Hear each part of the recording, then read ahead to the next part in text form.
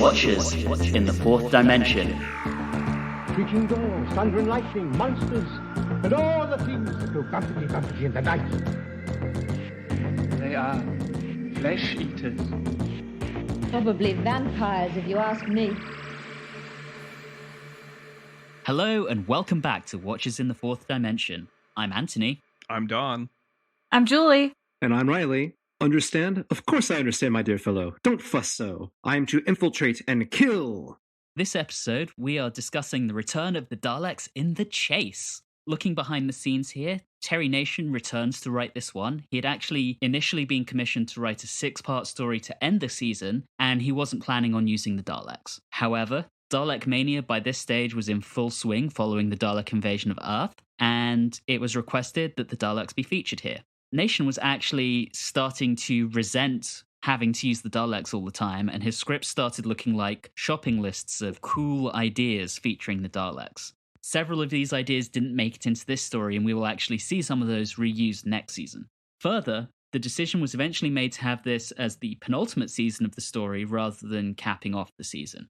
As with the Zarbi in the Web Planet, the BBC were desperate for another monster to replicate the success of the Daleks, and the Mechanoids in the final 2 episodes are the latest attempt at that.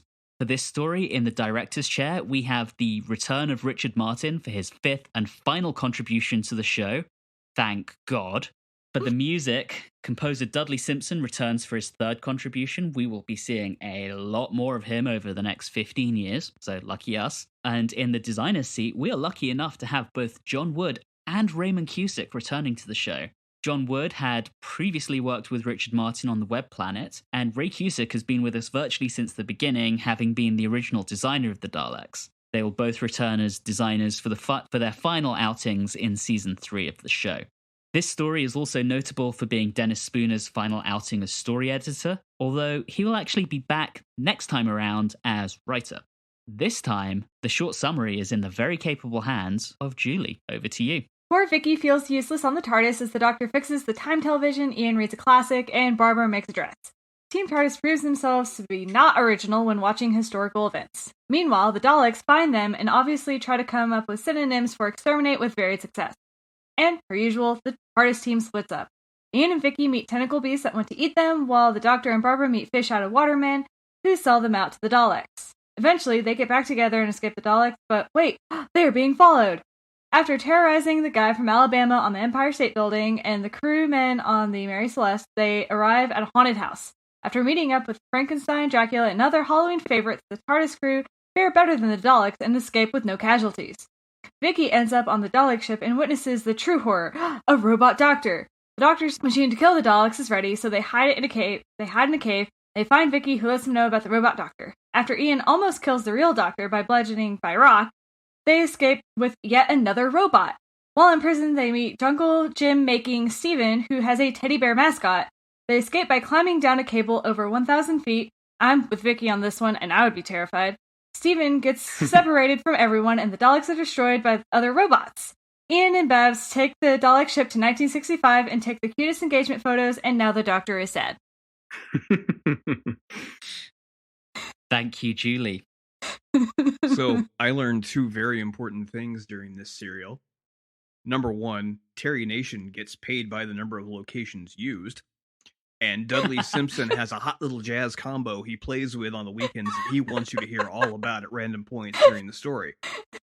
Oh man, that tune was awesome though. I mean, as a way out of place. As a way to open an episode, it's great. So out of place.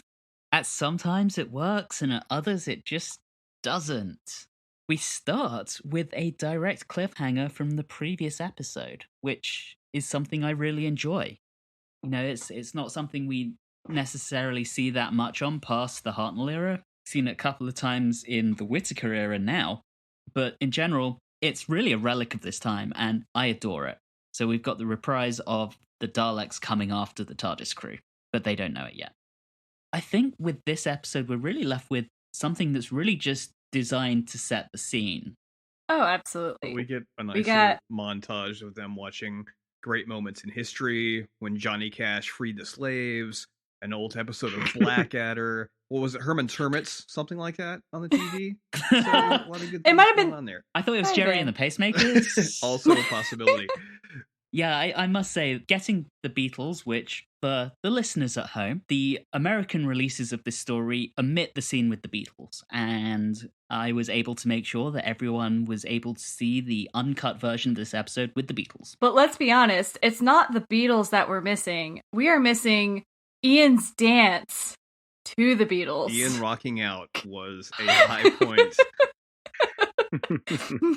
I mean, what would this story be without that?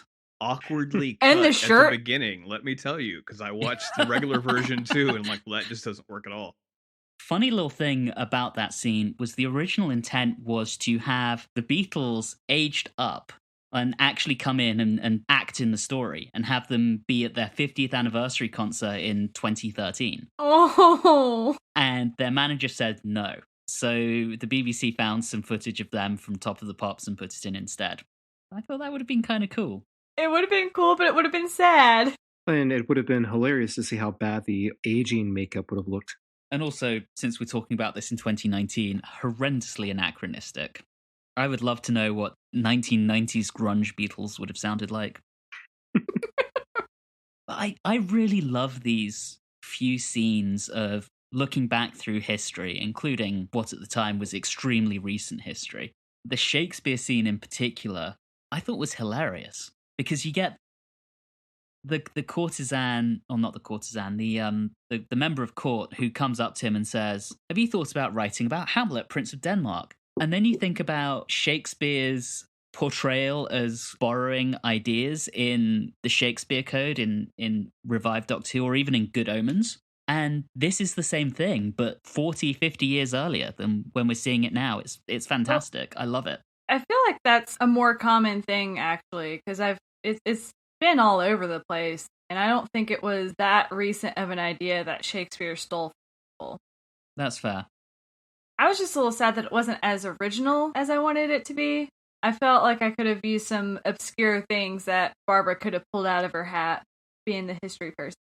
One question I have for you guys, given that the three of you are Americans and I'm not, how was Lincoln's accent? I mean, my immediate reaction was, this doesn't suck. It's not the worst accent for an American in this entire serial, I'll tell you that. Yeah. Well, and also, you have to think about it, is accents would have been a little bit different then, in general. Right. Okay, fair enough. Well, all of you seem to enjoy the time television. My favorite part of this first few scenes was sorry to make a Beatles pun, kind of a day in the life of the TARDIS crew. Doctor fiddling with a new gadget, Ian reading a sci-fi monster book, which it had a nice little cute in-joke on the show about how he makes a comment about how the monsters in there are so, I think, unbelievable or ridiculous. It's kind of, I feel like the show is maybe making a self-reflexive joke. And then Barbara's trying to make something for Vicky. It was all kind of like, oh, so this is, when they're not, being chased around or, in peril, this is what their like day to day is like. And I kind of like that kind of window there. And I feel like these early scenes provide a lot of commentary on the TARDIS itself. So Vicky annoys everyone and talks about how she's redundant around here. And I don't know, maybe I'm reading too much in it, but I don't think it's any coincidence that after this story, the TARDIS crew is slimmed down. And I'm wondering if that's a commentary on the fact that the TARDIS might be a little overcrowded. And then when the Doctor's talking about what he's doing in fixing the time TV or the time-space visualizer, Ian kind of calls him out on his techno-babble, and Vicky is the one who acts as the interpreter. And I'm just wondering if this is a lot of very kind of meta commentary on the show itself. Again, I might be reading too much into this here. Yeah, you are. Yeah, just Thanks. a little bit. Yeah, sorry guys. So we have those wonderful scenes, and then we actually land on a very arid planet that turns out to be Iridius. So yay for explanatory planet titles. Names. It's a, desert planet that has 2 suns, and okay. That sounds oddly familiar. Yeah, there's some really nice callbacks here. So Ian makes a comment at some point of, hey, at least it's not a pool of acid. It's one of those things where I know that this is a very self-referential episode, and I'm really enjoying it. So we get the TARDIS crew splitting up and going off exploring, because That's always a good idea. Vicky and Ian seem to have the best time, while the Doctor and Barbara sunbathe. Which is the better time. One thing I want to touch on here is the Dalek scene on the time space visualizer. So previously, when we've seen the Daleks, they've not quite been what we're used to seeing them in terms of design. So in the first episode, they were completely missing those slats around the middle. The second episode, or the Daleks' invasion of Earth, we see they have like a little disc on their back, which was meant to be how they were drawing power so as not to be reliant on static electricity. This is the first story where we see those slats around the midriff. It's at this point that the Dalek design is complete, so they don't really change between the chase and their reappearance in 2005 and Dalek, aside from occasional changes in color. This is the first time we see that kind of classic Dalek design. It's their third outing. They are complete. Yeah, I was less about what they were looking like and how they were behaving. In Classic Who, they're more verbose than they are in New Who. It seems like they just have, speak a lot more sentences, blah, blah, blah. And, again, kind of what I hinted at in the summary is just that, instead of saying exterminate, let's say annihilate, or other words that mean kill them. They also seem a bit more excitable than usual. I don't know if anyone else felt that way. No, they're always pretty excitable.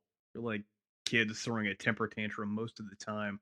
I think the biggest thing here is they're very repetitive. So there's, again, on that scene on the time-space visualizer, they're chanting, TARDIS, TARDIS, TARDIS, TARDIS. All in different, like, highs and lows. I thought that was so... Annihilate, annihilate.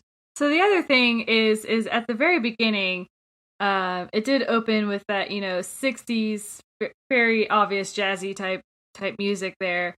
I was like, oh yeah, that's pretty good. And then by the end of this episode, I was just like, I'm not sold on this. It's like, it's almost there, but there's just something off about it. It does seem very out of place. Yeah. Whenever it pops up, it's like, okay, that's a little awkward and weird. Especially doesn't really work very well towards the end when we are dealing with some serious developments for our characters. Compared to the beginning when they're bouncing all around and, oh man, we're here on the top of the Empire State Building. Oh, we're over here, Mary Celeste. And we're over here. And it's just, I can kind of dig it because it kind of gives it kind of like, it's a wacky, we're going all over the place. Who knows what's happening? And this is kind of a fun caper kind of sound. But it doesn't really, you're right. It's, towards the end is where I didn't feel like the music worked. We end this. The Dalek coming up from the sand at the very end, after the sandstorm is settled and everything, he's making a real weird noise. He had the effort.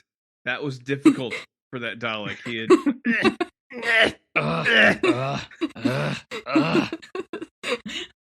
I mean, I feel like in this story, I'm not sure whether it's Terry Nation or whether it's Richard Martin, but they are making the Daleks into a bit of a joke, which I don't dislike, but it's very obvious at times in this story, and this is one of those times. There's a lot of comedy beats. I can almost understand why, because this is where the Daleks really become the Daleks, as far as suddenly having time travel and the Doctor is their greatest enemy, whereas before they were just jerks that had survived the nuclear war, and they had to bring them back because they were successful, and now they're finding reasons to keep bringing them back, so they're getting further and further away from that beginning.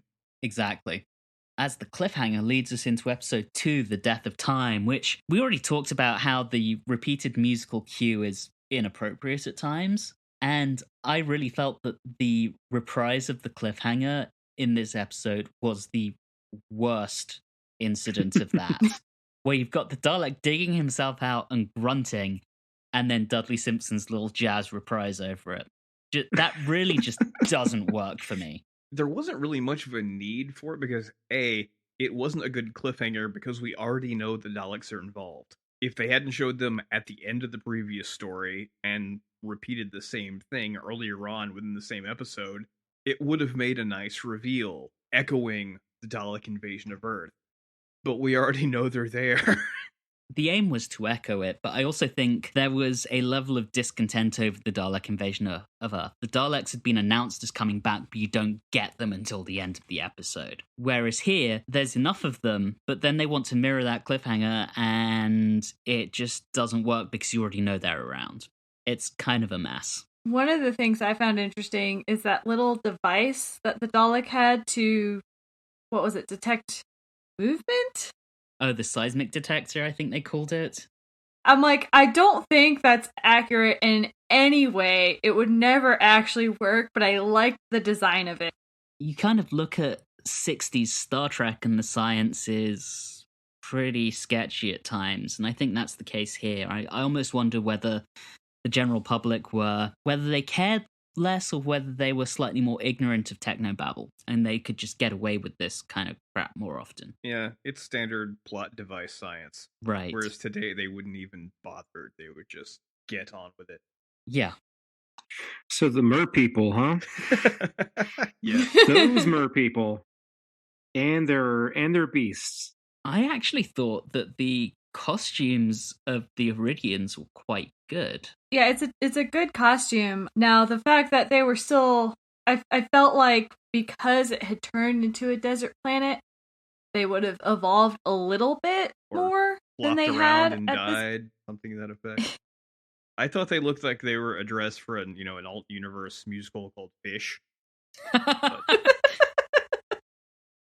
Looking over the structure of the 6 episodes for this serial, it really does give a sense that, we have our first episode, our second episode, and then you feel like you're settling in for like, oh, okay, so I know what we're doing. All right, so here's the Mer people, and they're, going to be kind of strong-armed into having to give up their TARDIS crew, and the Doctor is either going to, there's going to be a split amongst the Mer people, some are going to, and it's going to be like a serial just about that. And then it's almost like Terry Nation's like, screw that! We're going to New York. We're going to go to a haunted house. We're going to go anywhere else. It just seems like we're following. Yeah, it's like we're following a pattern, and then all of a sudden it's like, no, this has been done before. We're going completely out there. It feels like, why even bother with?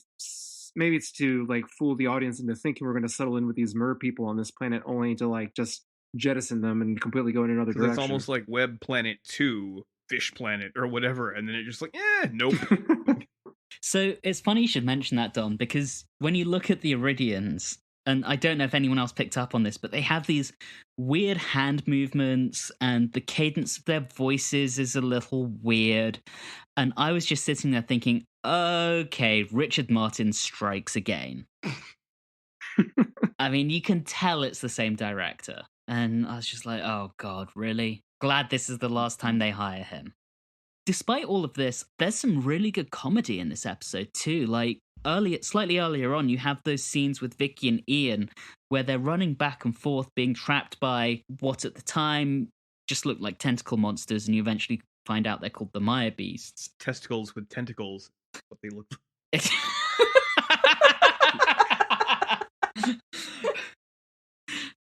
But that, how they're just like, what are you doing, you nit? Keep moving. Their back and forth is fantastic. There's one part of that where Ian throws a rock at a Mire Beast for no reason. All they had to do was run, and he stops to pick it up and just mess with it. That's because he knew it was his last serial, and he wanted to punish that guy in the costume. He must have hated him on set. He was trying to commit a final murder. Yeah. He did his best. And rocks are the best weapon. The Doctor wants to use a rock. Ian wants to use a rock multiple times in this serial. So rocks is where it's at. No guns, only rocks.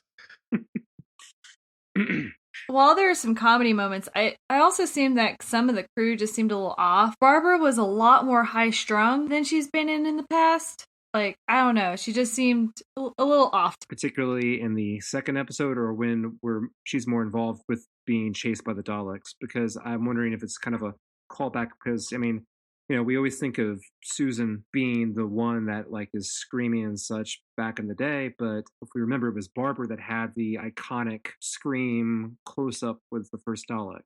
I don't think that's necessarily unrealistic, given that it's the same scriptwriter. If they were really trying to close the circle, this would have ended with them against cavemen again. But since no one really seems to remember that, they did Yeah. meet the Daleks in their most interesting adventure, and so it's neat that they have them close out the same way. And of course, everyone at this point knows we've got a Dalek movie on the way. That's been announced, that's public knowledge. So the Daleks are the most iconic monster. So while they might not have been in the first story, they're what everyone associates with the show. So yeah, exactly. I mean, there's a reason Tsar has never returned, but the Daleks are still coming back in 2019. Bring back the Vord. Yes, please. Speaking of the Daleks, we're still getting them played for comedy here. As they're on the spaceship, there's the one who just agrees to everything and is kind of a little bit slow. Yep. And that's just my favorite thing ever. I wish we had a slow Dalek more often. Please bring back the stupid Dalek next year. You know, when we get closer to the end of the episode, those tricks shouldn't have worked on the Dalek, but they did, and it was wonderful. Oh my gosh, that entire scene where the Doctor and Ian are calling out to the Daleks to try and get it to fall into their trap is magnificent. First off, Ian is continuously getting Barbara out of her cardigan, and then he decides, you know what? I want the Doctor to strip as well. So, Doctor, I need your coat too. I just love how Barbara's reaction to, hey, give me your cardigan is, oh, not again. Oh, she's just magnificent. And then the Doctor and Ian, when they're trying to trap it, they call him Fred. They call him Archie. I'm not sure what the Dalek's name actually is, but I mean, Fred and or Archie, I think that's my favorite thing ever. So aside from that, I mean, in the run-up to that, we have the Iridians just being utterly useless. They are literally the worst aliens on the entire show. They act helpless because they are a bunch of wet blankets. Which is true. That is accurate. Which is Oh, true. I see what you did there. I mean, I think they were just in there to add some plot. There was no actual intent to flesh them out. And so they're stupid. They're initially like, yes, we'll protect you. And then they're like, oh, no, we need to give you to the Daleks or they will kill us.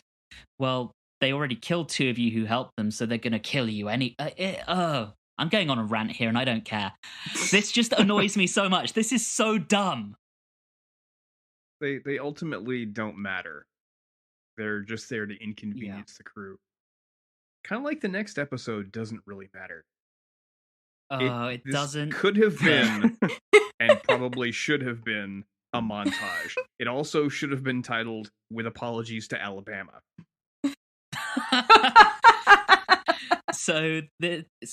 We get a cliffhanger at the end of episode 2 just to round up our discussion, where the TARDIS crew escape and the Daleks vow to take chase through time and space. And that leads us into episode 3, Flight Through Eternity. Felt like I needed to say that epically. But it's not an epic Nope. episode. It's... No, but... I'm going to put my foot down. This does not need much discussion. It's a little comedy sketch with a stereotypical Alabaman that goes on way too long. Yep. But with a cowboy hat. Played by the same guy who will play future companion in 3 episodes' time, Stephen. Yes, Stephen. And then some nonsense aboard the Mary Celeste. Yeah, Oh. it's almost like two big joke sketches. Basically, that's basically what it is. I honestly think that the Alabaman accent is bad, but not nearly as bad as the New York accent as the tour guide. I am poisonally That's not offended the by entire this comment. Oh, You You mean are- Columbo? Couple of things about this episode. Firstly, I love how it starts off with the Dalek saying, with the Doctor even saying, I don't think we'll see them again. Well, that ended well. Behind the scenes, never on screen, but the Dalek time machine was referred to as the DARDIS. Ooh. We get more of the slow Dalek, who ums and ahs as it's figuring out the time lag between the two. Love that. Yeah. I mean, for the most part, Don, I completely agree with you. There's not a lot here. This is 100% filler. This is Terry Nation's shopping list. I'm not saying I didn't enjoy it, which I really liked this serial. And even though I can go, well, that's dumb and that's dumb, I always had a good time. this should have been like a 3-minute montage of them hitting various locations and being followed by the Daleks. I think my favorite part was Vicky on the Mary Celeste when she was saving Barbara and she hits the guy over the head. I'm like, yeah, go Vicky, go Vicky, go. And then Yeah. she hits Ian. Rooting for her. I mean, it happens. It's fine. You could use your little jazz tune and just cut that together real quick and hit a few other locations and boom, you're done. Yeah. The other thing here is before Vicky koshes Ian, when Barbara is encountering the sailor, I think this is the last time someone awkwardly sexually harasses Barbara. That is correct. Yeah. Always has to be Barbara. I have to agree with Don on this. I mean, obviously, I don't think they'd have the time nor the budget to do it, but I was just thinking about how much more enjoyable this would have been if it was kind of like a Benny Hill kind of montage where, like, and how about this? Not only do they go to the Empire State Building and the Mary Celeste, but how about we just have them run through all the historical locations they've already been on, Barbara and Ian have already been on in the show, and just have the Daleks like chasing after them with yakety sax playing. There you go. I mean, and then just do that for like 5 minutes. Obviously, like that amount of set changes would have been really expensive, but I mean that kind of gets to the point, and doesn't draw out a Alabama "This is Hollywood" joke for about 3 minutes too long. I do feel like the entire Mary Celeste scene is kind of a misfire. It is incredibly so. Yes, it's played for laughs, and then they all commit mass suicide at the end. Now, all right, now it's I really agree funny. with you completely, but at the same time, I like this way of interacting with historical events where it turns out that they were actually the cause of it. So it still fits the historical timeline, but you now have the reason. I just think tonally, we saw that in the Romans, right? Tonally, it just feels so off. Wasn't one of the people that jumped off the boat a woman with her baby? Yes, it was the captain's wife. Yeah. Because comedy. Yeah. After all this incredibly misplaced, I'm not even sure what to call it. Drama? Bullshit? I don't know. We're back in the TARDIS and the Daleks are closing in. Crash zoom into the Doctor's contraption that may or may not stop them, and we're at the cliffhanger. Into episode 4, Journey into Terror. Honestly, this is the best episode. It is. Yes. It's awesome. It's amazing. It's so wonderful, and even the little twist at the end was enjoyable. I knew the twist was coming. I mean, it's just great. I mean, it was one of those things because it was like, okay, well, obviously that's what's going to happen. And yet I loved every second, even where they were all acting scared. I'm like, you guys deal with much worse every day, but there's bats and you're freaking out. There's so many little bits of this episode that I can point to that I absolutely adore.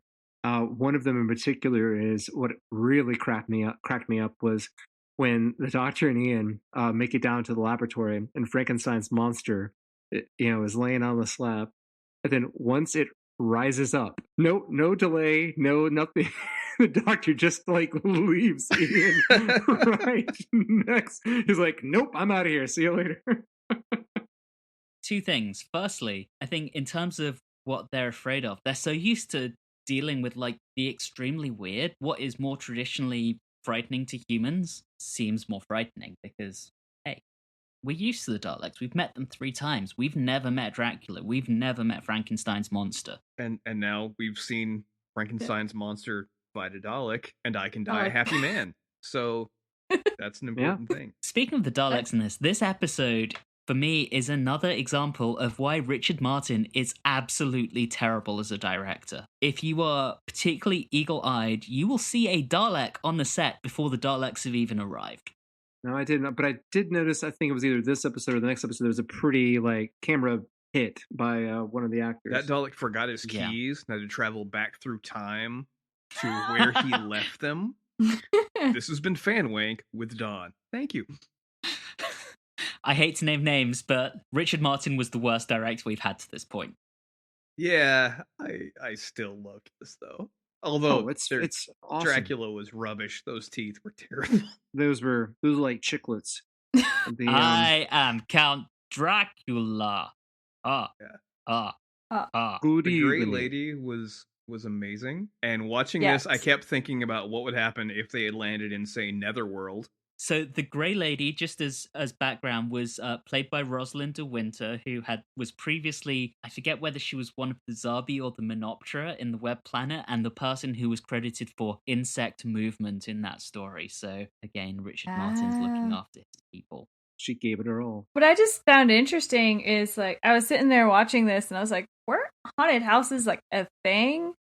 And yes, they were. They weren't super popular, but they became popular by the 70s. So like how have they never heard of a haunted house? Well, this story does take place in the far off distant future of 1998. And yeah, the haunted house, as far as an attraction goes, they've been doing that since late 60s, early 70s, especially by the JCs here in America. First Oh, haunted really? house was in JCs did that. Huh. 1915. Did anyone dig the kind of Scooby-Doo music that was used in this Oh, yeah. episode? When they're snooping around? Oh, that was enjoyable. Music, you had the fireplace with the big googly eyes. Again, it works in the more comedic and, kind of wacky than it does in, a desert planet where people are useless. Yeah. So, When I was watching this episode, the one thing that thinking about, having the Beatles in episode 1, all I could think of was like, oh man, if only they had a Christopher Lee cameo for Dracula in this. Gosh. That would have been so. With this, you see those opening shots of the haunted house, and then you later meet Dracula, you meet Frankenstein's monster, and to me, I was just like, so this is very clearly drawing on Hammer, which is still producing movies at this time, as well as those 30s, 40s, 50s Universal movies. Yeah.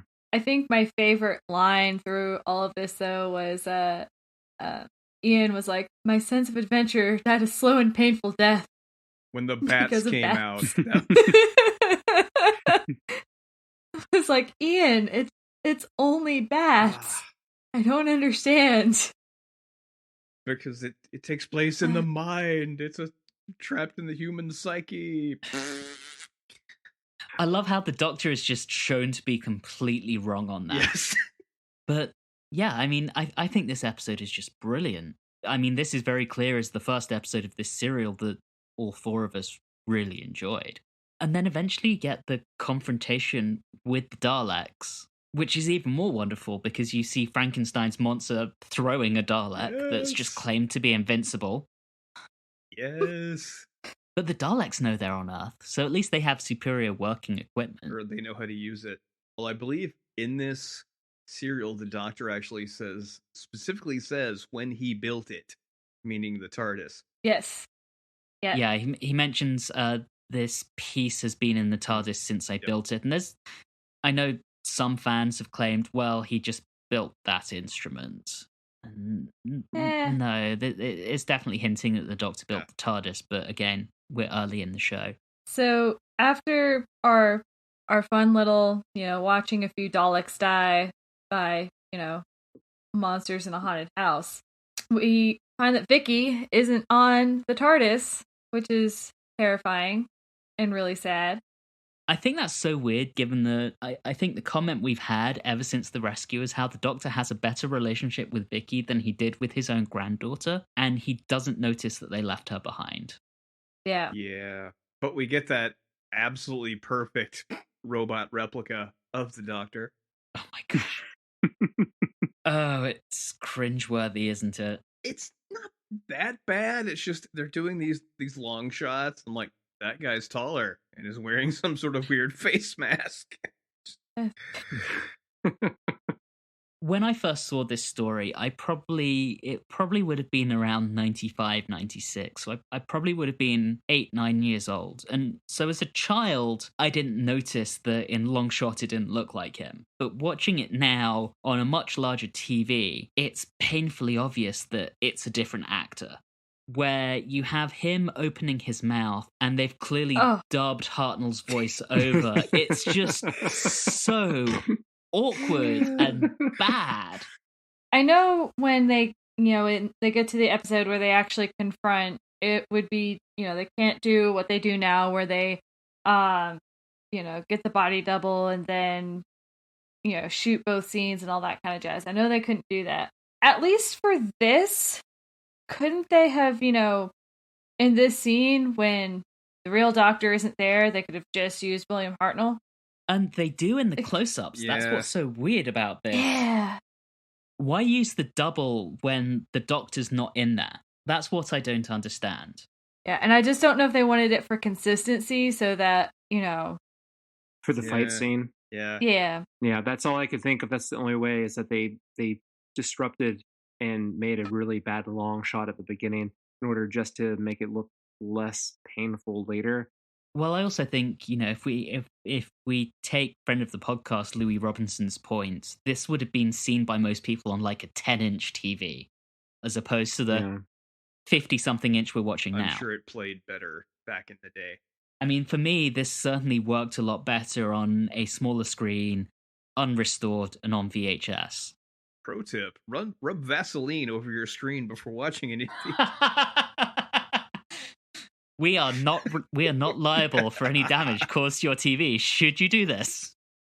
So we're on yet another Web Planet-esque place, except this is Planet of Fungi, mostly. As we are in episode 5, The Death of Doctor Who. I'm gonna say, I actually thought the living fungoids were pretty cool as a concept. They're pretty cool as a concept. Black and white helped it hide from what it could have been. Because I'm imagining it was like bright colors for some reason, and like some weird psychedelic like trip that you would be on fitting. And it also kind of would tie in with the bright light, bright light, bright light that they seem to have when there's lights. It's excellent Mogwai impression. Excellent. Thank you. Yeah. That was very good. Was that done? Yes. All right. Okay. I was going to say, this was the first episode where I felt like Dudley Simpson's score actually works. It's only taking them 5 episodes to get there, but it finally works. I like the design of the fungoids, and I really enjoyed the way the sets were built with the paintings to try to give an illusion of depth. Yeah. Mm-hmm. And that only doesn't work when I think it's Steven in the next episode bumps up against one and it just kind of wobbles. Yeah, just a little bit. But until that point, it works really well. Yeah, it's pretty cool. I mean, it's pretty much your standard episode of them getting to a place, and the fight with the robot doctor was pretty cool. I liked how they figured out who was who, although, we could usually tell by looking. But how could you tell? Because at the moment, the thing that tells them, like the robot double, specifically says destroy it with a rock. Which, I mean, as far as we know from the very beginning, that's a calling card. That's usually his coup de grace. But that's Barbara who realizes that, and that's precisely because as characters in the last 2 seasons, they've come so far. I think that's a very deliberate callback. Well, it was that, and then it was when he called Vicky Susan was the tipping point. Oh, I missed that. What, you missed that? Oh, that was a big point. He called Vicky Susan. That's what let Barbara realize, if you'll pardon the extremely bad pun, who was who, and then he knew. So over the last 25 years, I have missed that. Like, I must have seen this story like 20 to 30 times, and I've never noticed that. So thank you. I'm going to have to rewatch this now. I was sitting there watching it, and I was like, oh boy, that is not Susan. Susan is not blonde. Yeah, that was... Dallas got to brush up on their research. Yeah. Well, you guys have made me realize something new, so thank you.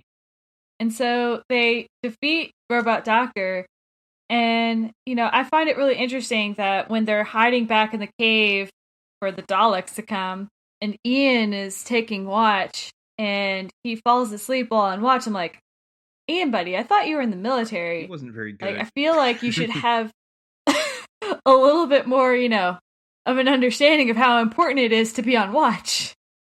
He's tired. They've been on the run for a long time. Give the man a break. He needs a nap, yo. Did anyone else find it hilarious and useless where the doctor tries to convince the doctors that... Wait, did I say that wrong? The doctor tries to convince the Daleks that he is the robot. Yes. And it just fails And completely. He lost like 5 seconds. I was trying to figure it out because like when it happened, I'm like, are we trying to go for drama here? And then when it cut so short, I'm like, okay, so that was a comedic beat. I couldn't tell where they were going with that. I hate to sound like a broken record, but Richard Martin. Yeah. But I mean, I kind of loved that he went out there while everyone else was still discussing whether or not it was a good idea for him to do it. Also, is anyone else wondering if Yeah. Richard Martin used to beat Anthony up and take his lunch money? Because this is sounding personal. It really is.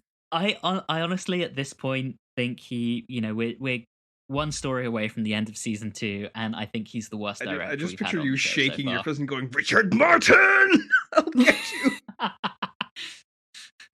To be fair, I'm not the only one who feels this way. I think Rob Shearman and Toby Haydock feel the same way, just in case anyone was wondering. So he's your personal Kyle Spade. Gotcha. Exactly. We get another great monster that I'm sure is going to come back again and again in the Mechanoids. I mean, you've heard of Big Finish, right? All right, so we meet our first mechanoid who speaks very coherently, and that brings us into episode 6, The Planet of Decision. For the most boring elevator ride ever. I do love how when they enter that elevator, or lift as my people would say, they're really pushed up against the wall because the mechanoid is so goddamn chunky. It's large. That's a It chunky really boy. It's a chunky is. boy. I like it. It's completely bizarre and not useful at all, and really would be a terrible design as a robot, but still like it. Because you've got to design your doors around the size of this thing. And it doesn't have arms, and it only has those little pinchers in the front. Did you Yeah. Did you see the two in the hallway that like had to like move and navigate around each other? Yeah. And I personally loved the mechanoid voice. I don't know why. It just made me happy. I realize I'm alone in this, and I'm okay with that. No, I mean, I thought it was good too. I just was cracking up about how, especially during the fight scene, I could not get my head around how much they looked like Christmas I ornaments. thought they looked like 20-sided dice. I think it's very 60s in the design. So it's all very, very angular, and that's something this story does a lot. I mean, you think back to we didn't talk about it earlier. When you think back to the Daleks' Time Machine, it has like the kind of Austin Powers style psychedelic swirl that spins around. Yeah, that was great. The design in this is just like so mid 60s, and I think to me those kind of angular pieces of the mechanoids really reflect that. I don't necessarily think it's good, but I think it's definitely a product of its time. And then can we talk about our introduction to the, who's going to take over as the manly man? Oh, yes. The manly man with a stuffy. High Don't five. call it a which stuffy. Oddly wasn't named by Vicky, but there it is. Yeah, Hi-Fi the mascot. High Yeah. five. High No, five high the five. mascot. No, a high five. Like five. your stereo. High-fidelity. Oh. Yeah. And it's a cute little panda, and I love the fact that he has a little mascot. I think it's cute. I have a beard, and I built this jungle gym stair thing, and look at me, I'm all strong. Like he's better than Ian. He's also battle What? exposition, so A second Austin Powers reference. Would you prefer it Fair. came from the Already mechanoids? yeah. But here's the thing: so he's been there for 2 years, and he tells us about the mechanoids' history. They're from Earth. They need a code. Blah blah blah. So he's giving us exposition on who these robots are meant to be, which I think tells me, certainly, I don't know if you guys would agree, but it tells me that maybe they saw the mechanoids as more of a long-term prospect than Steven. Once again, they keep going for that Daleks 2 to kind of success, and it never seems to happen. No. Incidentally, I mean, I mentioned Hey Big Finish, but if you, they've really fan-wanked this. So they eventually come back, and yes, they were originally invented on Earth, but, Davros eventually found them and modified them and all that kind of crap. So, I did like the original mechanoid backstory, though. It kind of was like an altered version of a Wall-E or something. Instead of like cleaning up Earth, they are sent to like clean up another planet and prepare it for human colonization. Yeah. I also like the model shots they had of them going through the city. I mean, they're obviously model shots, but it was cool. And then you get, I mean, the way the Daleks talk about them, they're clearly being set up as the Daleks' biggest rivals to date. I know, I'm kind of reminded of Zack Snyder's DC universe, where rather than actually build credible characters and bring them together like Marvel did, Zack Snyder was like, hey, let me just throw these superheroes together and hope it works. I thought you meant because Wow. at the end there was just a big garbage fire of everything burning. Well, also that too. There's that. Yeah, I mean, this episode is a huge dumpster fire. Oh, don't get me wrong, it's a dumpster fire, but I adore it. I think it's magnificent. I found it interesting, the way that they showed the city burning. Like with the like super cartoon. Well, yeah, and it was like superimposed on top of like the building until it got to a certain point, and then they could use stock footage for actual smoke of something on fire. Montage there. So much as I've been ragging on Richard Martin this entire episode so far, I think the Dalek Mechanoid battle is his finest hour. I genuinely do. Like, it starts out with them approaching each other. They start shooting. The Mechanoids have these wonderful flame guns. And as it goes on, it gets more and more confusing. You get stuff superimposed over each other. You get these cartoon effects. You get the smoke. It gets more and more confusing until just bam. I actually think it's done really well. But you also get your stupid Dalek yelling, "Am exterminated! Am exterminated!"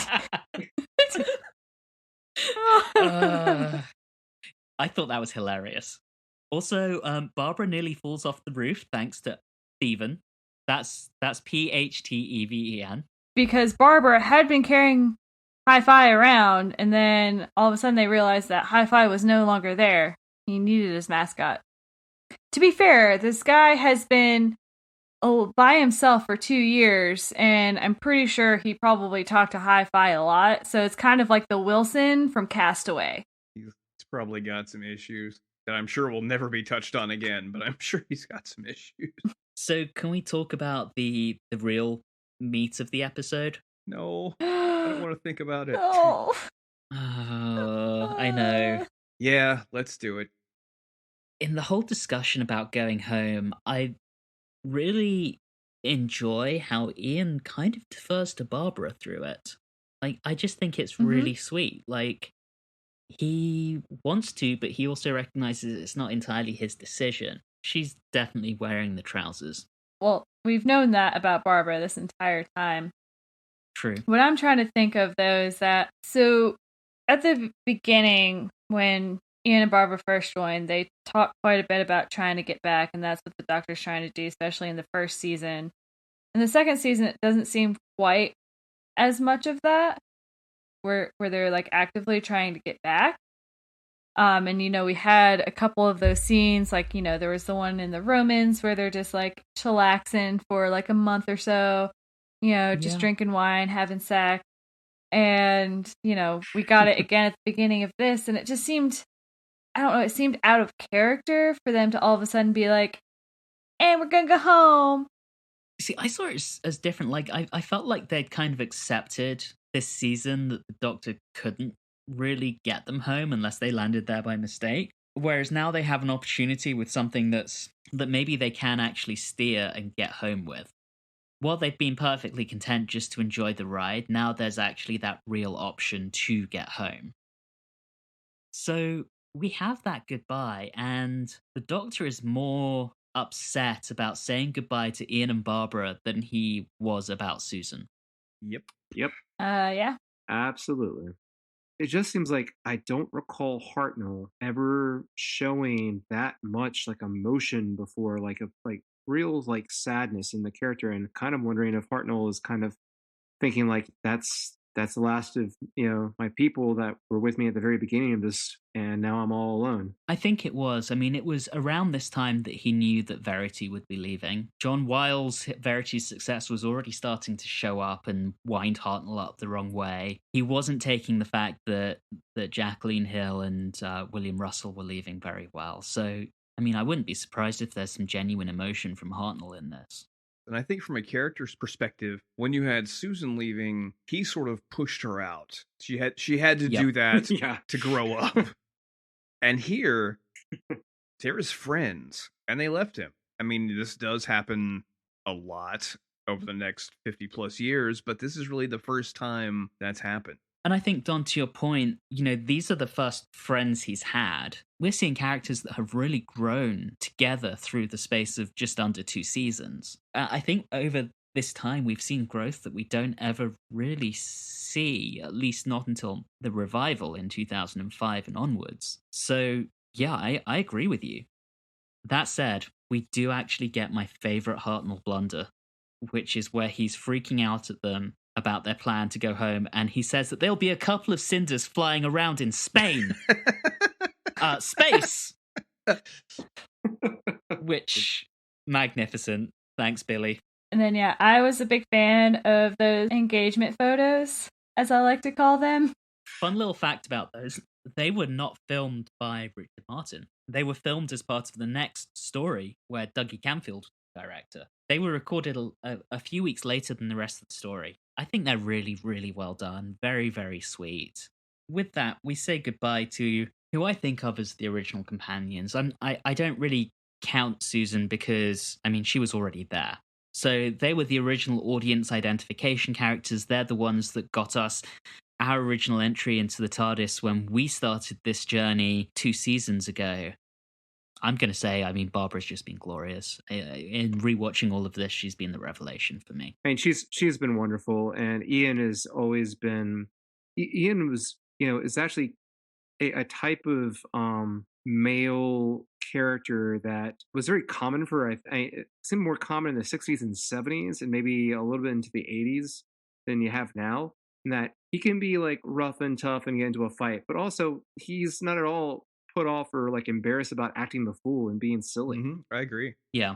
He's been enjoyable, and I've always enjoyed him being put in ridiculous costumes, and that's one of the things I'll miss about him. I think that's a good summary. I feel very similar.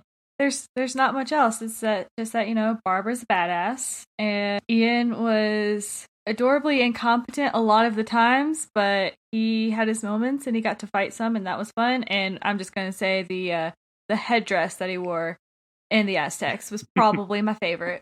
I'm gonna miss them both very much. I liked Ian's ability to be silly. I liked that he would call the doctor out when he could tell that he was BSing. At the same time, I'm glad they got a happy ending. Yeah. Yeah. Yeah.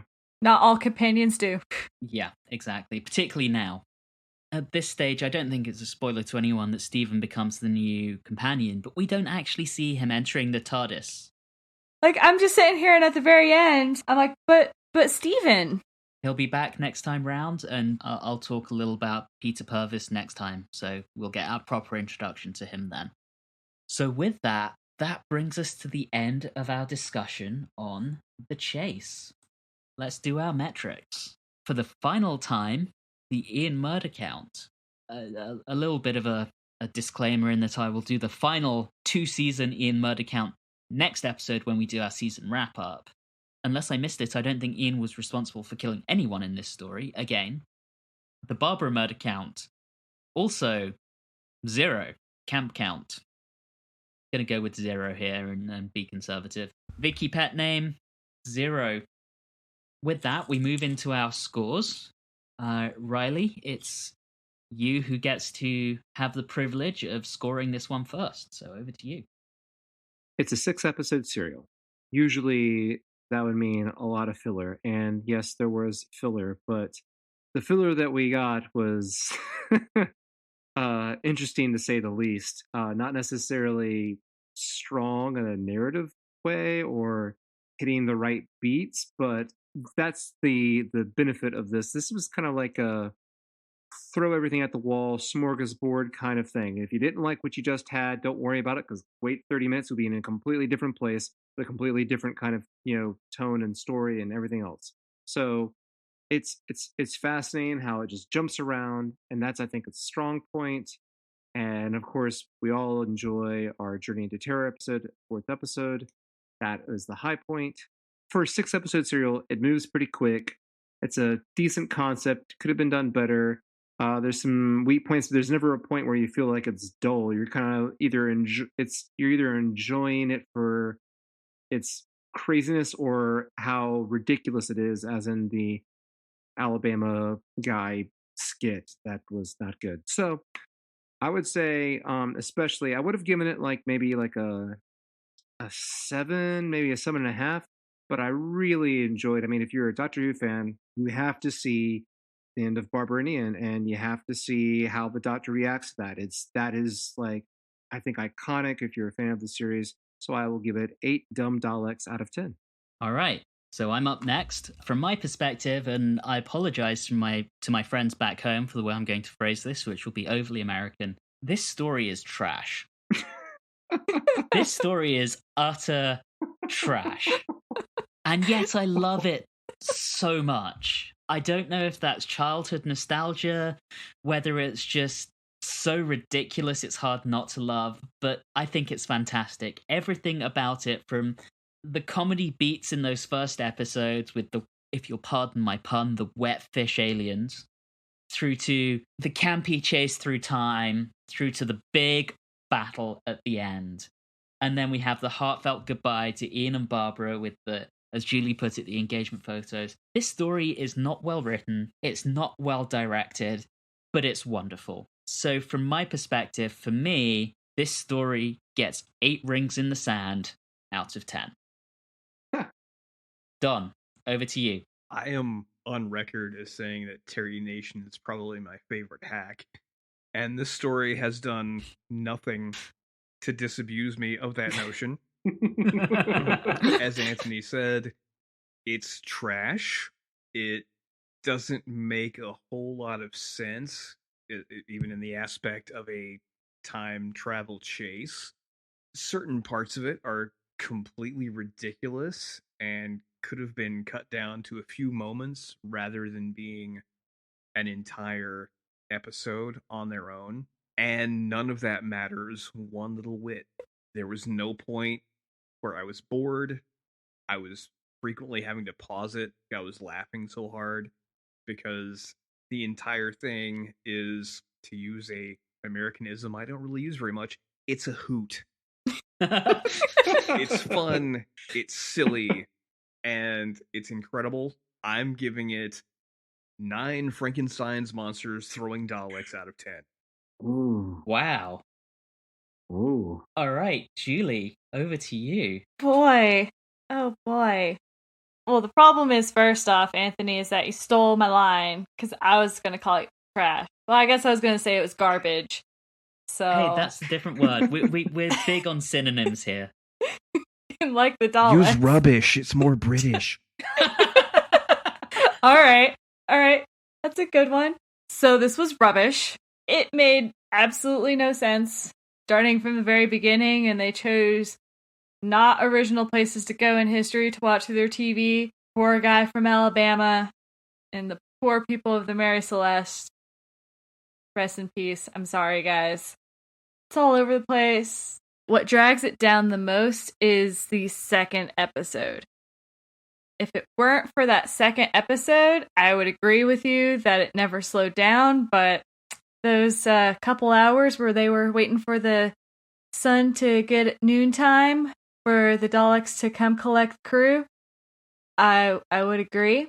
So I am going to give it 7.5 high fives out of 10. Well, that of the 4 of us, that gives it an average rating of 8.13, so really good. Yeah. That is just about all we have time for in this episode. We will be back next time to discuss the Time Meddler. In the meantime, our previous episodes are all available on the podcasting app of your choice if you haven't listened to them before. You can interact with us on Facebook, Instagram, and Twitter at Watchers4D. And now you can actually email us, should you so desire, at watchers4d@gmail.com. You can tell us how right we are, how wrong we are. We welcome your feedback. But for now, thank you very much for listening, and have a good one. You have been listening to Watchers in the Fourth Dimension with Don Smith, Julie Philippek, Reilly Schreck, and myself, Anthony Williams. This episode, with apologies to Alabama, was recorded on Wednesday the 24th of July 2019. And always remember, never let your lucky mascot out of your sight, even if it means going back into a war zone where two sets of pepper pots are fighting.